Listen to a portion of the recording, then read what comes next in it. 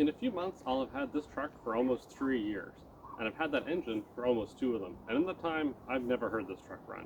But today, that will hopefully change. Today, we're going to get the engine going on this truck. So before we try to start this engine up for the first time, there's just a few little things I wanted to address. One of the big ones is that the engine, even though it is between the frame rails, it's not quite in its final resting place. You can see the engine, this is the center point here, is actually several inches to the right. And so it is very close to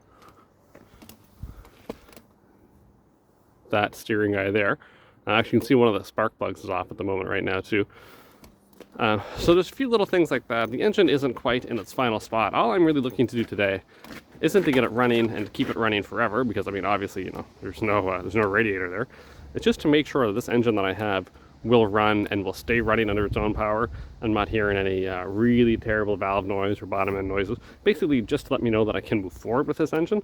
And then once that's done, then I'll worry about shifting the engine over another 2 inches and adding the fenders back in and getting a radiator and such. So, but for now, my only purpose is just to make sure that this engine that I have is good, and then we can move forward with it. Now, I apologize if you can't see all that well. Frankly, neither can I. I was never very good at getting camera angles set up.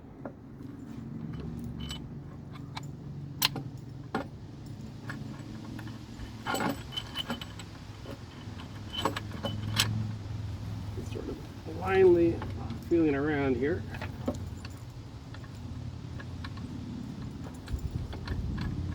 Okay, so that guy's engaged.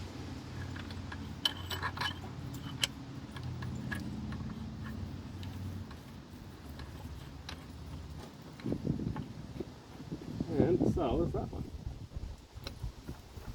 Huh. That wasn't too bad.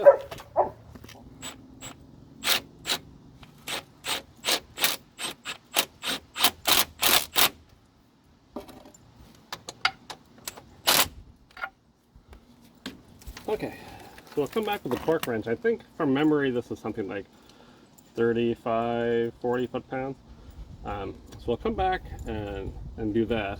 And then from there, I think next step is probably just figuring out wiring. I believe this is 12 in, and I think this is trigger side here. But we'll figure that out. So now that the starter's in there, I would love to just throw some wires on it and spin it over. But if you watched any of my videos before, you know that this engine was actually full of oil at some point. I did all the cylinders a couple of times actually, just to make sure that they don't rust over while the engine was sitting. So off camera, I just took out all the spark plugs and drained out the oil that was still in the cylinders, just so that I don't accidentally hydrolock it. And of course, I put new spark plugs in because the old spark plugs were, yeah, they were not great.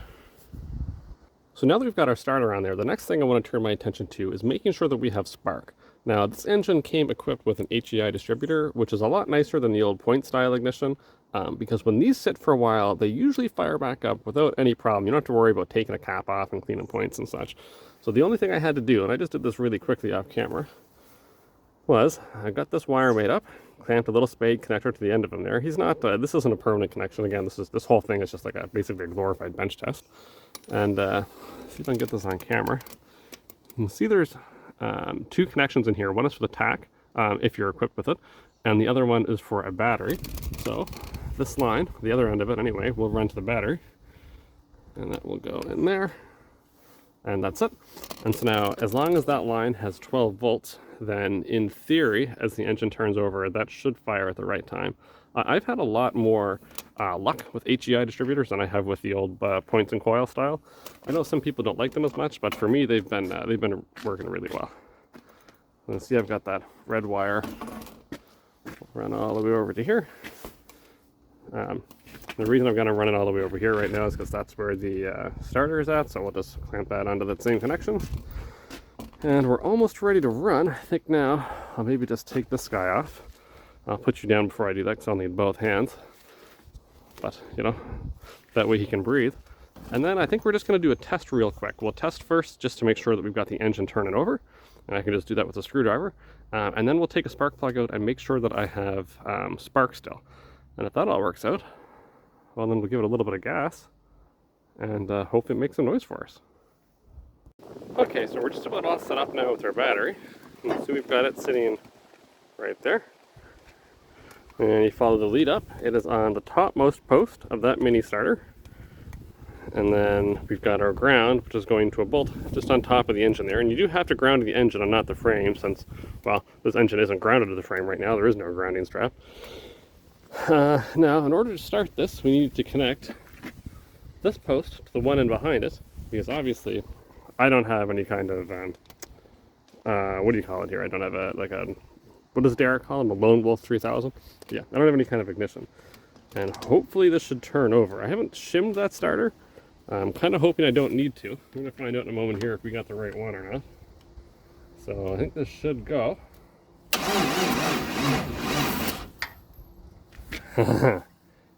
Yes.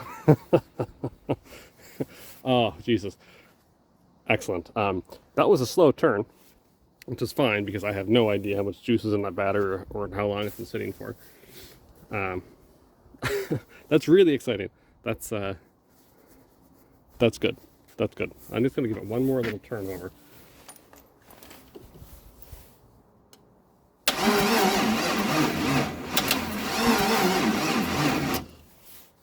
Yep, doesn't sound like there's a whole lot of juice on that battery. I don't know if it'll start or not. I do have, I bet you, half a dozen batteries in the house. They're probably all half dead. I just can't bring myself to throw out a battery.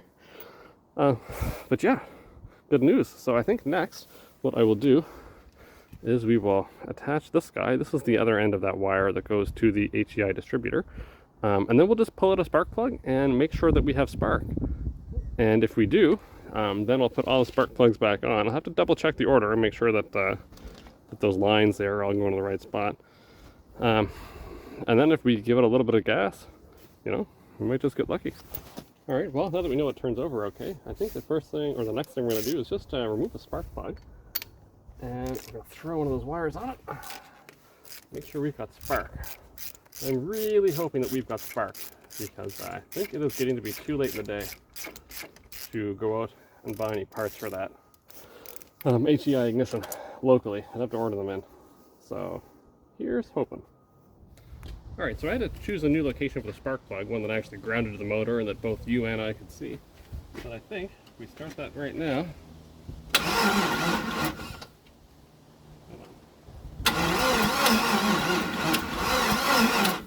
Perfect. I don't know how well it showed up on camera, but I did indeed see a little spark flash there.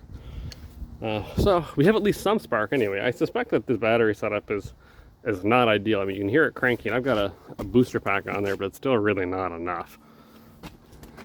But hey, that spark, so I know that distributor's good.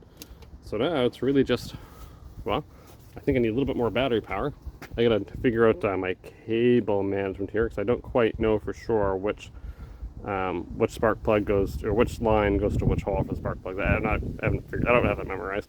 But I'm gonna put that in, make sure that my lines are all going to the same spot. Hopefully make sure we've got that battery juice to actually start it. And then I guess we just give it a little bit of gas. Well, that's it. I mean, as far as I can tell, I've got compression. Hopefully timing is right. I know I've got all my spark plugs lined up. You know, I'll add a little bit of fuel to it. And if we've got the power in these batteries, I think it should start. I'm really optimistic here. I've even got a set of headphones for me to wear since, you know, open headers.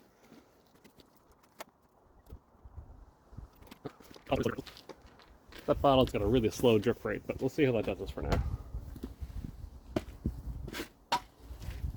You might want to scooch out there, dog.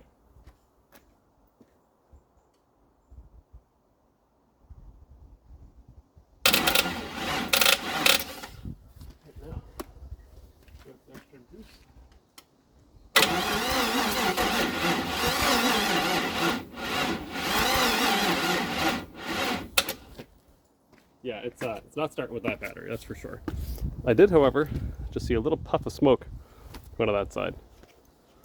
So, that's a good sign. Okay, so we've got another battery hooked on. One of several I've got, so we'll just see now if we've got any more left.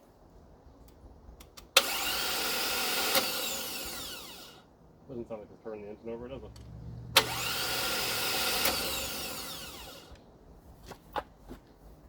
Sounds like the starter is not going out all the way.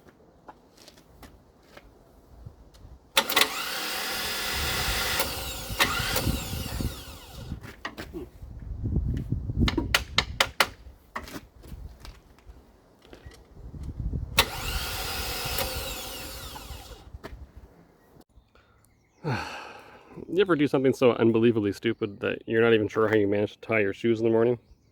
Well, let me show you my shame. See, this is the HEI distributor that I was talking about earlier about how it's works so well for me. Well, if we look at the top, you'll notice that he's looking a little crispy. And if we look on the other side, it might need some light. Yeah, not great. And as much as I'd love to blame that HEI distributor for that, that was my fault. The other day when I was trying to start this, I noticed at one point that the starter was turning over backwards. And then I realized that the battery terminals were hooked up wrong. So yeah, fried that distributor. But you know, being kind of a small block hoarder than I am, I did have another one. Luckily, small block and large block HEI distributors are exactly the same. So now he's on there and wired up, and I've got a fresh new battery on the charger, so we're gonna give this another shot. Whoops.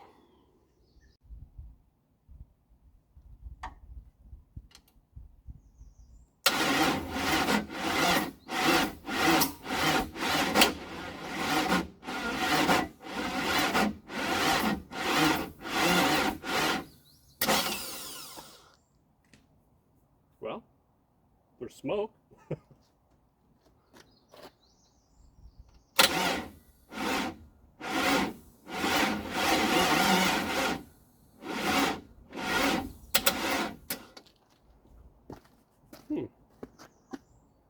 Still not turning over fast enough.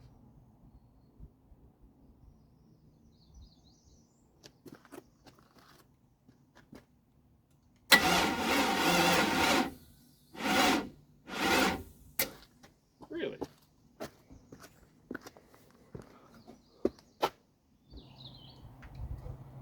Oh, that's a pain in the ass. So I'm gonna have to get another new starter for this.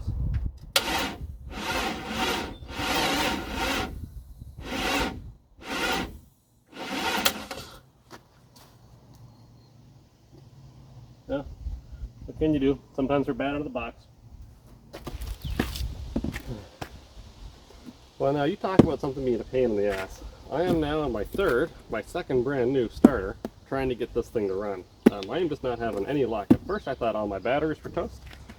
They are not great, but they're not toasted.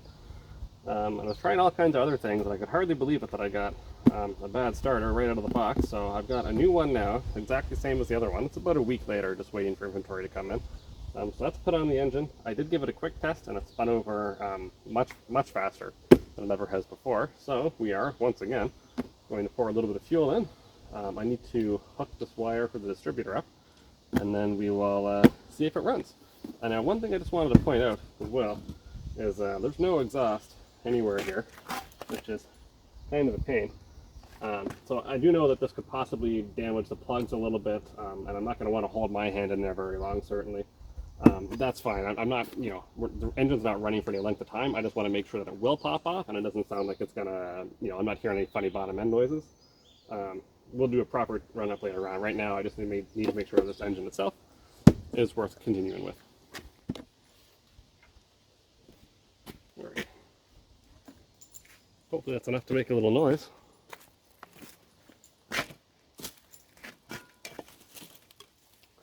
My wife is sleeping right now, so let's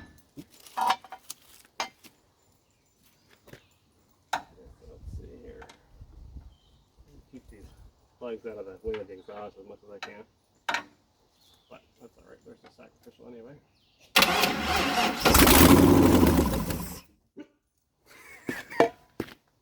Yep.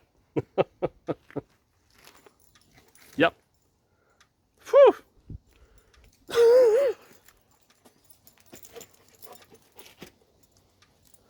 Well, that fired up, made some noise, didn't it?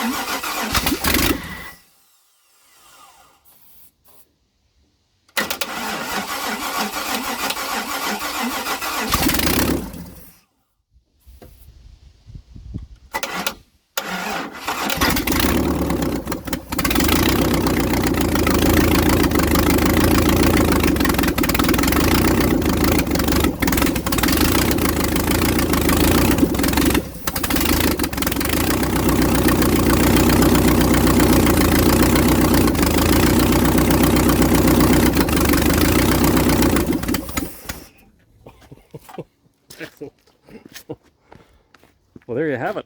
I'm not even seeing smoke. Wow.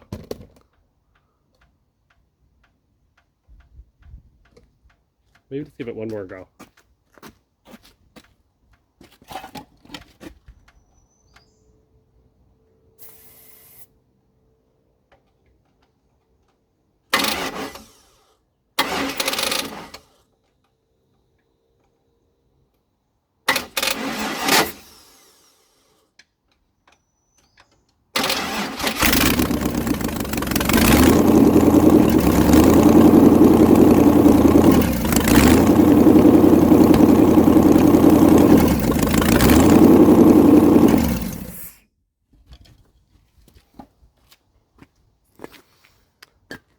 I mean, I can't see anything coming out of this side of the engine, but I know the other side of the engine, I mean, Jesus, there's no smoke at all.